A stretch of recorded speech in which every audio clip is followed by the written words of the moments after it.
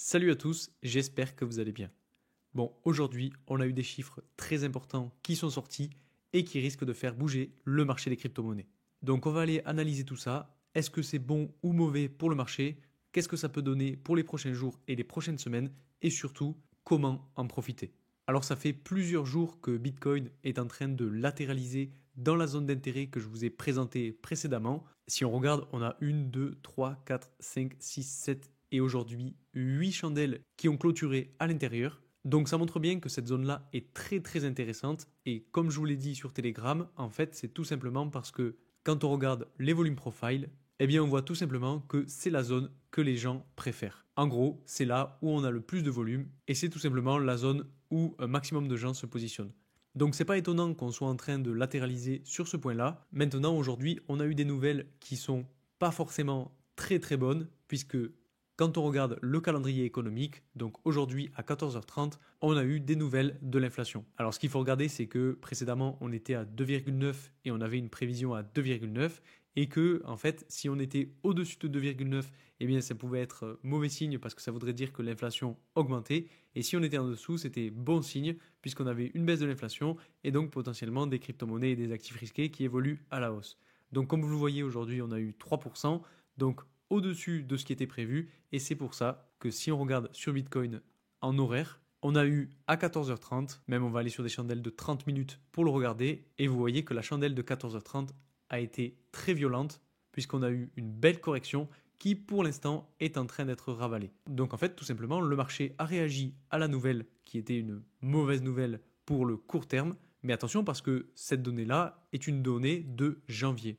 Et donc comme on l'a vu sur Trueflation, en janvier, pour ceux qui ont suivi les vidéos, on était bien autour des 3%. Donc finalement, c'est tout à fait normal qu'on puisse avoir ces niveaux-là sur l'inflation, mais ce qu'il faut vraiment comprendre, c'est que les nouvelles de février risquent d'être très très bonnes, puisqu'on va avoir sans doute une inflation qui va baisser, puisque comme vous le voyez, Trueflation indique qu'aujourd'hui, on a une inflation à presque 2%. Donc c'est vraiment très positif, et ça signifie que lors des nouvelles de l'inflation en février, on aura sans doute une baisse et donc ce sera bénéfique à court terme pour les crypto-monnaies. Donc finalement, attendez, je vais retourner sur des chandelles journalières. Donc finalement, même si aujourd'hui on a eu de la correction, eh bien c'est pas grave parce que dans tous les cas, Trueflation nous montre bien qu'on a une inflation qui diminue et donc que les chiffres de février seront toujours plus positifs. Donc voilà, ça c'était vraiment un message très important que je voulais que vous ayez en tête parce que ça peut faire peur. On peut se dire que malheureusement ça peut être mauvais signe. Et en fait, quand on prend du recul, on voit qu'on est toujours sur 95 000 $. Donc on est vraiment pas loin des 100 000 $. Et en plus de ça, on est dans le range entre 100 000 et 91 000. Et si on essaye d'analyser un petit peu de plus près ce qui est en train de se passer sur Bitcoin, eh bien tout simplement, on voit que la mèche d'aujourd'hui est venue chercher le plus bas de lundi dernier et même de dimanche dernier. Et que pour l'instant, cette petite correction, enfin ce petit mouvement baissier suite à la nouvelle, eh bien, est en train d'être ravalé. Donc c'est plutôt bon signe, et si on se met sur des chandelles de 4 heures, on voit que on est toujours dans cette zone d'intérêt, mais que finalement on pourrait pourquoi pas continuer de corriger et en fait aller travailler tout simplement cette mèche qu'on a juste ici, et donc retourner pourquoi pas tout simplement dans la zone d'intérêt qu'on a à ce niveau-là. Donc ça voudrait dire qu'on ira chercher le bas de range et que ce sera potentiellement le moment de se positionner. Donc ce à quoi on pourrait potentiellement s'attendre suite à cette volatilité à court terme, eh bien ce serait tout simplement de piéger les shorteurs, tous les shorteurs qui se disent qu'on va continuer de corriger, qu'on va aller chercher ce niveau-là justement. Donc à court terme, ça voudrait dire piéger les shorteurs, repartir à la hausse, aller chercher pourquoi pas le plus haut qu'on a fait juste ici de début de semaine, pour ensuite corriger et repartir chercher petit à petit ce niveau-là. Et comme je le disais tout à l'heure, travailler en fait la mèche qu'on a juste ici. Parce que si on dézoome, vous voyez que bon, c'est un plus bas qu'on connaît bien, qu'on est venu chercher à plusieurs reprises. Ici, on est venu chercher tous les stops. Ici, pareil, on a fait une mèche pour aller chercher des stops. Et donc, bon, ça ne m'étonnerait pas qu'on fasse un petit peu la même chose, qu'on fasse une petite mèche, qu'on aille chercher les stops et qu'on reparte encore une fois à la hausse. Et si on fait ça, tout simplement, on viendra rebondir à ce niveau-là et aller chercher donc le premier niveau de résistance qui serait selon moi le niveau des 100 000 $. Après, on sera sur une tendance baissière, donc à voir comment ça va se passer. Dans tous les cas, ce serait bien de pouvoir casser à la hausse la tendance baissière et surtout de casser les 100 000 $.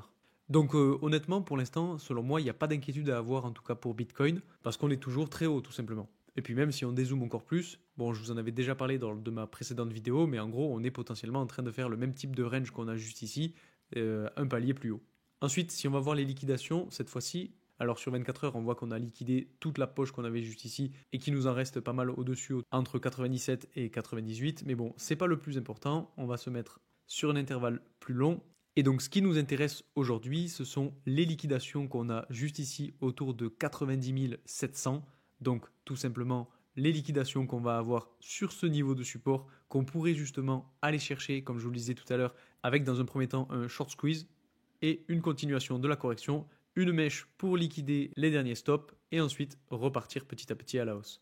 Et donc ça nous permettrait tout simplement d'aller chercher ces liquidations qu'on a juste ici autour de 90 700 $ pour ensuite aller chercher celles qui nous intéressent le plus, donc déjà celles qui sont autour de 100 000 $, qui, je vous le rappelle une nouvelle fois, représentent le niveau de résistance qu'on a juste ici, et ensuite se diriger vers les 107 000 et les 110 000 $. Ça, ce serait vraiment le meilleur scénario, surtout qu'en plus, si on a des nouvelles en février qui sont plutôt positives au niveau de l'inflation, et honnêtement, je pense que ça le sera vu ce que Trueflation nous indique, eh bien on risque tout simplement d'avoir un retournement de marché sur le niveau de support pour bien repartir à la hausse, et ce serait vraiment magnifique.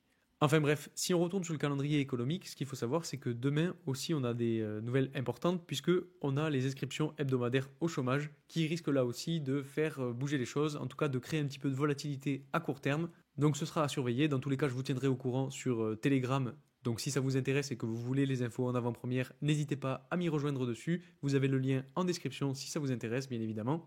Ensuite, si on continue avec Ethereum, bon, on voit que sur Ethereum, on n'a pas le même scénario, c'est-à-dire qu'on a un RSI qui est quand même très bas, et donc on pourrait s'attendre à avoir du rebond de façon plus imminente que pour Bitcoin. Alors je ne vais pas me répéter parce que je vous en ai déjà parlé lors de ma précédente vidéo, mais ce qu'il faut savoir, c'est qu'on a quand même une mèche qu'on a laissée juste ici et qu'on n'est pas encore venu réellement travailler.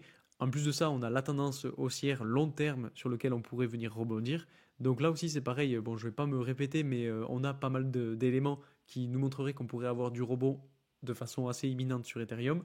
Surtout qu'en plus, on a des grosses institutions qui se positionnent dessus. Donc peut-être qu'ils ont des insides et peut-être que Ethereum pourrait surperformer Bitcoin dans les prochains jours, peut-être pourquoi pas même les prochaines semaines. Dans tous les cas, ce qu'il faut regarder à plus court terme, c'est qu'on est quand même en dessous d'une résistance qui est assez importante, qui était anciennement niveau de résistance lors de la phase d'accumulation et qui pourrait donc continuer de faire son boulot et de rejeter le prix. Enfin bref, je pense que tant qu'on n'a pas de bonnes nouvelles macroéconomiques, on n'aura pas de retournement de tendance, que ce soit pour Bitcoin ou que ce soit pour Ethereum ou même les autres altcoins. Et d'ailleurs, de la même façon, si on regarde le Total 3, on voit qu'on est toujours en dessous du niveau de résistance qu'on a juste ici, qui était donc cette fois-ci anciennement niveau de support lors de toute cette phase-là. On a eu plusieurs fois du rebond dessus à ce niveau-là ou même à ce niveau-là. Et donc malheureusement ici on est venu décrocher, casser à la baisse et là on bataille en dessous.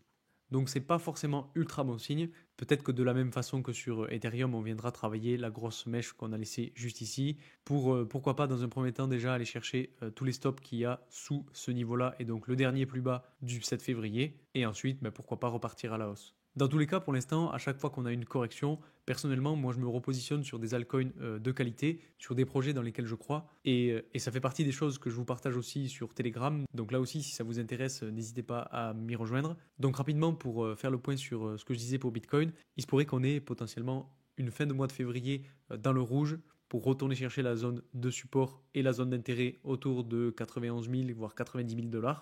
Et ensuite, avoir un mois de mars plus propre avec une poussée à la hausse, un retournement de tendance et des nouvelles macroéconomiques beaucoup plus intéressantes. Ah oui, et dernier point avant de parler des altcoins, la prochaine réunion FOMC est dans 35 jours. Et là, pour le coup, c'est vrai que ça paraît assez compliqué d'avoir une baisse des taux parce que quand on regarde 19 mars prochain, donc prochaine réunion, on a un potentiel de 2,5% contre 97,5%. Donc pour l'instant, c'est pas ultra joyeux. Je pense qu'il va falloir attendre, pourquoi pas la réunion du 7 mai pour avoir de meilleurs pourcentages. Et justement, bon, vous le voyez ici, on a quand même des pourcentages qui sont plus propres et c'est normal parce qu'on avance dans le temps et on s'attend pourquoi pas à avoir une voire deux baisses des taux d'intérêt dans l'année. Mais en tout cas, pour l'instant, la prochaine baisse des taux était avant prévue en septembre et malheureusement, avec les dernières nouvelles, eh bien, ça a été reporté à octobre avec un pourcentage qui est cette fois-ci plus élevé pour une baisse des taux. Mais bon, honnêtement, je pense qu'avec les nouvelles qu'on aura le mois prochain, on risque d'avoir des pourcentages qui vont bien évoluer et pourquoi pas même gagner du temps sur une potentielle baisse des taux en juillet. Peut-être que je m'avance un petit peu en disant ça, mais je pense qu'avec une telle baisse de l'inflation qu'on a eue ces derniers temps et qu'on continue d'avoir, eh bien ça peut tout simplement aider la Fed à baisser les taux et donc nous permettre de gagner du temps et d'avoir pourquoi pas une explosion de Bitcoin et de tous les altcoins à partir de cet été. Dans tous les cas, je pense que les nouvelles sur l'inflation et la baisse de l'inflation va être pricée, ce qui va donc amener potentiellement du rebond sur Bitcoin. Alors je ne sais pas quand, honnêtement, mais bon, dans tous les cas, quand on a des corrections comme celle-ci, c'est toujours bien de pouvoir se positionner sur des crypto-monnaies de qualité avec de beaux projets, dans des narratives qui sont intéressantes et qui peuvent faciliter les beaux pourcentages aussi. Et donc pour ça, je me suis repositionné sur quelques projets que je vous ai déjà partagés sur Telegram. Alors ça fait déjà quelques jours que je vous en ai parlé, et donc le premier altcoin sur lequel je suis venu recharger, c'est Filecoin.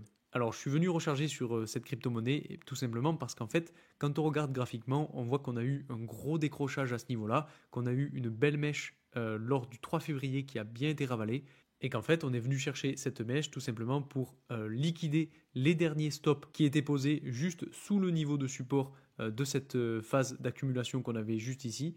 Parce que quand on regarde, on voit qu'on avait quand même une belle phase d'accumulation entre juin 2024 et novembre 2024. Et qu'ensuite, justement, on a eu un gros retracement, une mèche qui vient chercher tous les stops de toutes les personnes qui se sont positionnées en long. Et ensuite, on repart à la hausse. Et là, pour l'instant, on est à nouveau sur le niveau de support.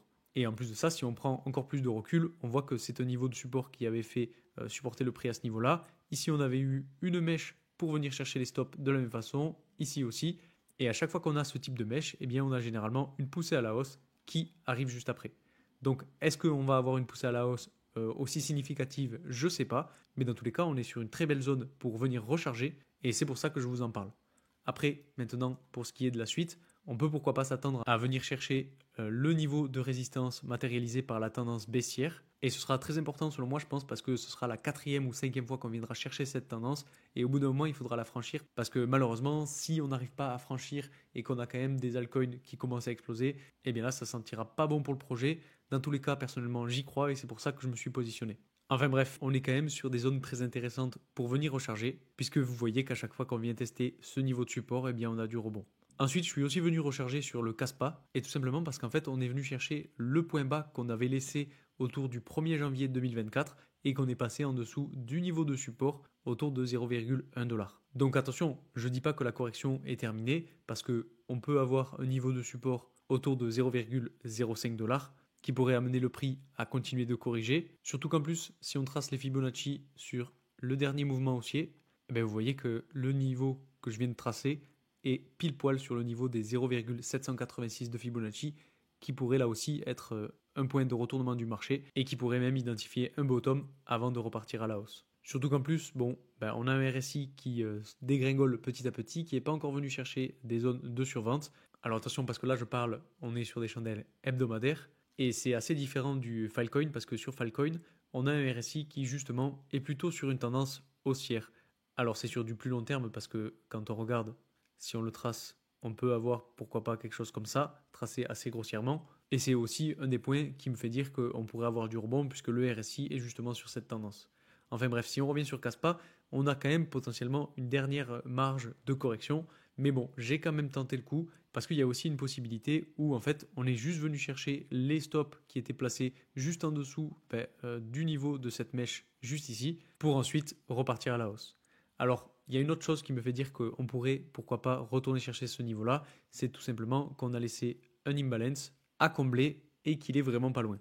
Donc pour le coup, je vais tracer une zone d'intérêt sur l'imbalance qui nous reste à combler et le niveau de support, et on verra bien ce que ça va donner. Ensuite, je suis aussi venu recharger sur la crypto-monnaie Eternity Chain, parce qu'un petit peu de la même façon que pour le Filecoin, on est sur des niveaux de support très très importants qui ont tout simplement fait rebondir le prix à plusieurs reprises à ce niveau-là. Donc on peut tout simplement être en train de former un bottom et qu'on aille chercher petit à petit tous les imbalances qu'on a laissés et pourquoi pas avoir un niveau de résistance dans cette zone-là. Et donc là aussi, je vais le tracer pour avoir donc notre zone d'intérêt juste ici.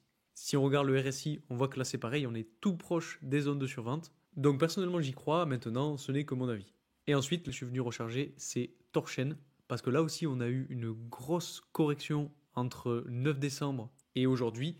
Et en fait, vous voyez qu'on est sur le point de venir chercher et de créer un bottom, puisqu'on est allé chercher tous les gaps qu'on avait laissés. Et là, tout simplement, ça fait 1, 2 et 3 chandelles hebdomadaires qu'on est en train de batailler. Donc on est sur le niveau de support. C'est un niveau de support qu'on connaît très bien puisqu'il nous a fait rebondir le prix à ce niveau-là. Et en plus de ça, on a un RSI en hebdomadaire qui est très très bas. Il est quasiment au même niveau sur lesquels on était autour du 12 juin 2023. Et vous voyez ce qui s'est passé ensuite. On a eu une explosion à la hausse. Et donc pour ce qui est des objectifs sur Torchen, déjà dans un premier temps, ce sera d'aller chercher tous les gaps qu'on a laissés au-dessus et justement d'aller chercher le niveau de résistance autour de 7,29 $ avec le gap qui est juste au-dessus. Et c'est pour ça que je vais tracer une petite zone d'intérêt entre les deux comme ceci. Et donc si on arrive jusqu'ici, depuis ce point, on aurait évolué à la hausse de plus de 530%. Donc là aussi, je suis assez confiant. Maintenant, on verra bien. Encore une fois, attention parce que ce n'est pas un conseil d'investissement. Je vous présente simplement ce que je fais personnellement, ce dans quoi j'investis. Maintenant, bien entendu, faites vos propres recherches. N'investissez pas tête baissée dans ces projets juste parce que je vous les présente. Il faut que vous puissiez aussi vous faire votre propre idée, votre propre avis et que vous investissiez en âme et conscience. Parce que, attention, on peut avoir une continuation de la correction. Il y a des projets qui peuvent partir à la cave, qui peuvent être complètement oubliés et qui peuvent aussi faire perdre de l'argent. Donc attention à ça, vraiment c'est très important de l'avoir en tête et d'en être conscient quand vous investissez. J'ai aussi mis une petite pièce sur le CFG parce que là aussi de la même façon, on est venu chercher un niveau de support très important et on est pourquoi pas en train de poser un bottom une nouvelle fois pour ensuite changer de tendance, repartir à la hausse et aller chercher le niveau de résistance qu'on a autour de 0,87 $. Et donc si on monte jusqu'ici avec le CFG, on aura fait une évolution à la hausse de plus de 340%. Donc pour l'instant, ça peut paraître impensable, mais bon, dans tous les cas, on est sur un investissement long terme, on est sur des chandelles hebdomadaires et on a toute l'année 2025 pour voir venir et voir ce qui va se passer. Si vous ne savez pas où acheter ces crypto-monnaies, vous pouvez par exemple utiliser mon lien de parrainage pour la plateforme BitGet qui vous permet d'avoir une réduction sur tous vos frais de 10% et qui vous permet aussi d'avoir un bonus à l'inscription pour tous les nouveaux utilisateurs. Donc si ça vous intéresse, n'hésitez pas à l'utiliser. Ça permet de soutenir la chaîne, de soutenir mon travail. Donc si vous aimez ce que je fais, c'est un moyen aussi de me remercier. Dans tous les cas, même si vous avez déjà un compte, que vous savez où acheter ces cryptos et que vous ne voulez pas utiliser mon lien de parrainage, vous pouvez aussi soutenir mon travail en likant cette vidéo, en la partageant à vos amis et en mettant un commentaire parce que ça aide au référencement. Donc voilà, c'est tout ce que je voulais vous présenter aujourd'hui. J'espère que cette vidéo vous aura plu. Je vous remercie encore pour tout votre soutien et je vous dis à très vite pour une nouvelle vidéo. Salut!